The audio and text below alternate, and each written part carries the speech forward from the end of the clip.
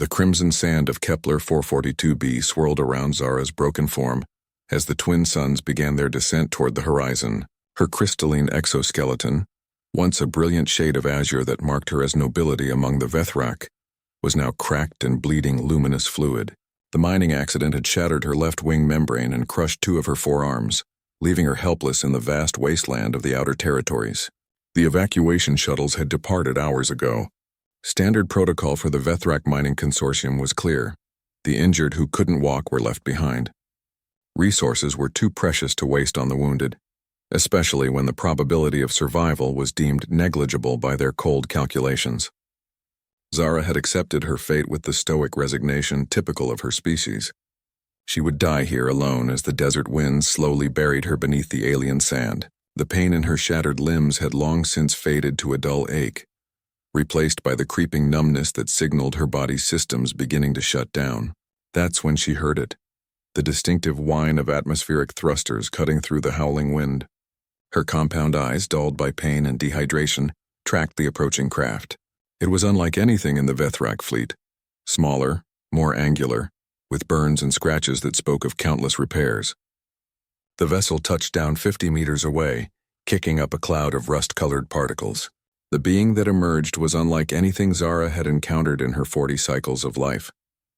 It moved on only two legs, its pale skin exposed to the harsh radiation of the twin suns without any natural protection.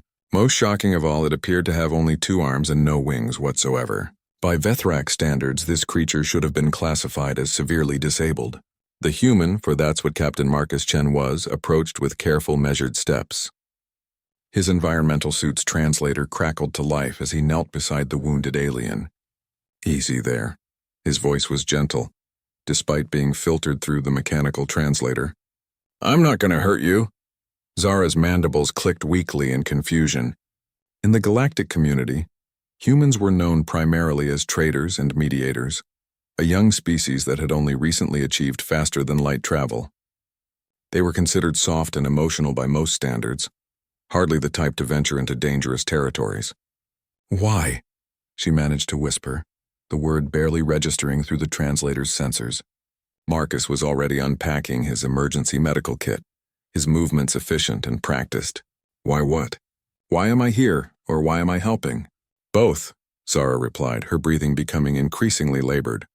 Marcus began applying emergency biofoam to her most severe wounds, his hand steady despite the alien physiology he was treating. "I picked up your emergency beacon 3 hours ago. As for why I'm helping," he paused, meeting her multifaceted gaze. "Where I come from, we don't leave people behind. Doesn't matter what species they are." The concept was foreign to Zara. The Vethrak had evolved on a world where resources were scarce, and survival meant making hard choices. Altruism toward strangers, especially those of different species, was not just impractical. It was considered a dangerous weakness. Marcus worked with a focused intensity that surprised her.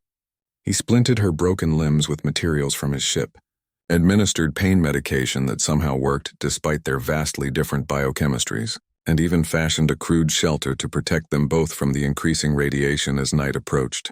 "Your people?" Zara asked as Marcus checked her vital signs with a handheld scanner. "They all think like you?"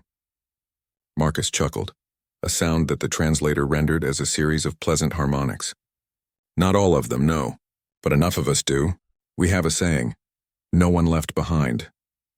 It's an old military phrase, but it's become something more for our species as we've moved out into the galaxy." As the temperature dropped with the setting suns, Marcus activated a portable heating unit and shared his water rations with her. Each action contradicted everything Zara understood about survival and resource management. "This is illogical," she stated, though her tone held more curiosity than criticism. "You risk your own safety and deplete your resources for a stranger. Your species should not have survived long enough to reach the stars." Marcus was quiet for a moment, adjusting the heating unit's output. "Maybe that's exactly why we made it this far. See, we learned something a long time ago. We're stronger together than we are apart.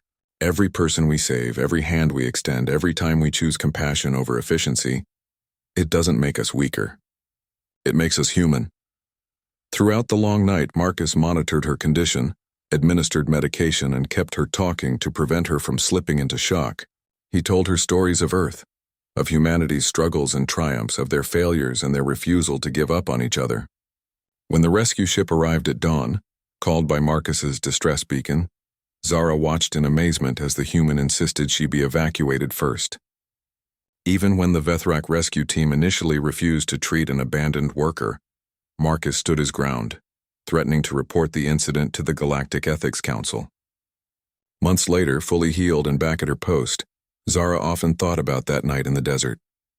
The human's actions had not just saved her life, they had fundamentally changed her understanding of what strength truly meant. When she was eventually promoted to mining supervisor, her first act was to revise the emergency evacuation protocols. No one, regardless of species or status, would be left behind. Her subordinates questioned the inefficiency of the new policy, but Zara simply smiled with her mandibles and told them about a human who had once shown her that true civilization wasn't measured by efficiency or logic. It was measured by how you treated those who couldn't help themselves. In a galaxy full of species that prided themselves on their advanced evolution, their superior intellects and their logical decision-making, humanity had introduced something far more revolutionary: the radical notion that every life had value, and that sometimes the strongest thing you could do was to refuse to let go of the weakest among you. And in that lesson, Zara had discovered, lay the true secret of humanity's rapid rise among the stars.